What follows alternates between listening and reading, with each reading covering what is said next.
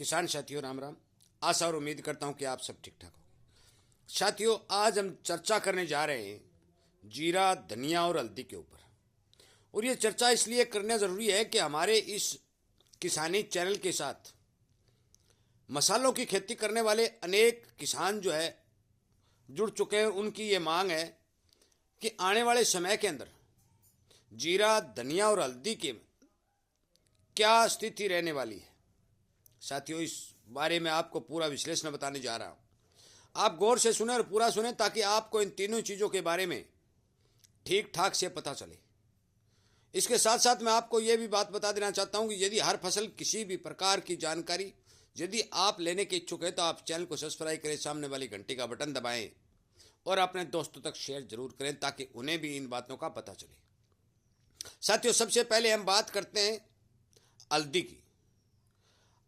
हल्दी में साथियों मान के चलो कि ना ही तो ज़्यादा तेजी दिखाई जा रही है और ना ही ज़्यादा मंदी दिखाई जा रही है। सीजन के अंदर जो ही हल्दी की फसल आएगी भाव स्टेबल रहने का अनुमान जताया जा रहा है।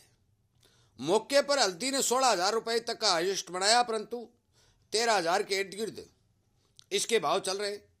मान के चलो कि जनवरी और फरवरी के अंदर पुराना जो माल है मार्च तक ये निकल जाएगा, उसके बाद में नई फसलें आएगी। और नई फसल के बारे में जो विशेषज्ञों का अनुमान है कि वो यही है कि वो स्टेबल भाव रहने की ओर संकेत दे रही है। अब हम बात करते हैं धनिया की। साथियों, धनिया के अंदर मैं आपको बता देना चाहता हूं कि धनिया का स्टॉक कम है। गुजरात और राजस्थान के अंदर जो बिजाई हुई है वो बिजाई भी कम हुई है और धनिया के भाव के अंदर ठीक ठाक बढ़त के अनुमान लगाए जा रहे हैं।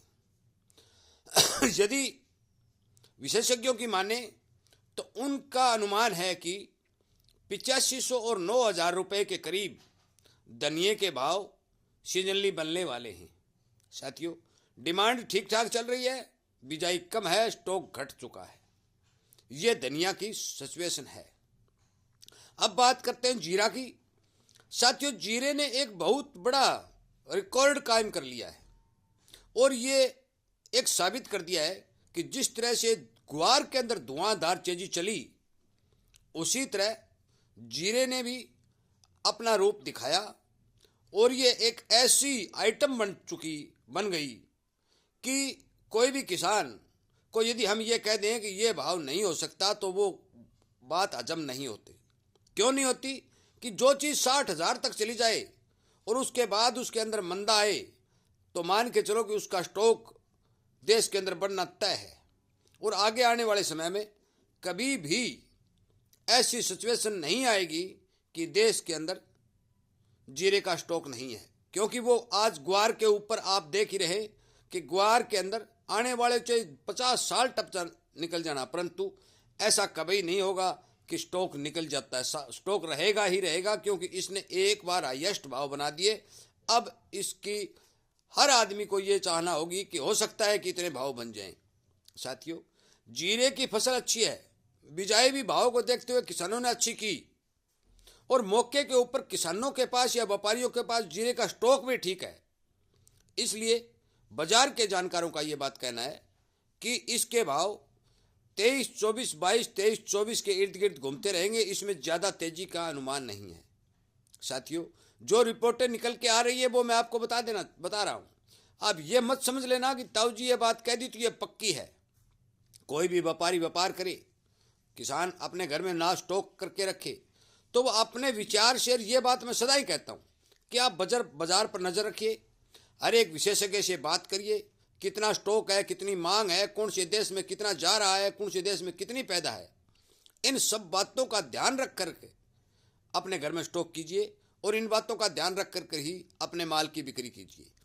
हो सकता है तो थोड़े थोड़े माल की बिक्री करें ताकि आपको किसी प्रकार का ज़्यादा नुकसान ना हो। क्योंकि यदि हम मसालों की थोड़ी थोड़ी मात्रा में भी बिक्री करेंगे तो भी मसालों की बिक्री सुनिश्चित ढंग से अच्छी तरह हम पूरी साल कर सकते हैं। साथियों, मेरे इस वीडियो को ज़्यादा से ज़्यादा शेयर करें और उन मसाला किसानों तक पहुंचाने की कोशिश करें कि जो ये प्रश्न कर रहे हैं कि मसालों में क्या रहने वाला है।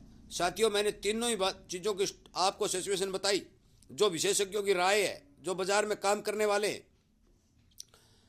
उनका जो अनुमान है वो मैं आपको इस वीडियो के द्वारा बताने जा रहा हूं। साथियों, आप ये एक धारणा बना लें कि हमें कभी भी कोई भी अनाज बेचना हो तो हम बाजार की पूरी जानकारी लेने के बाद ही हमारा अनाज सेल करेंगे।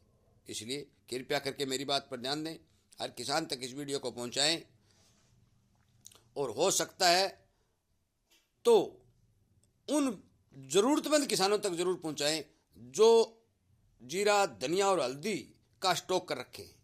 आपका धन्यवाद करते हुए मैं वीडियो को विराम देता हूं और ये उम्मीद करता हूं कि आप ज़्यादा से ज़्यादा इस वीडियो को शेयर करेंगे।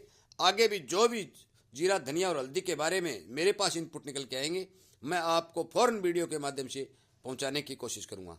आपका बहुत बहुत धन्यवाद।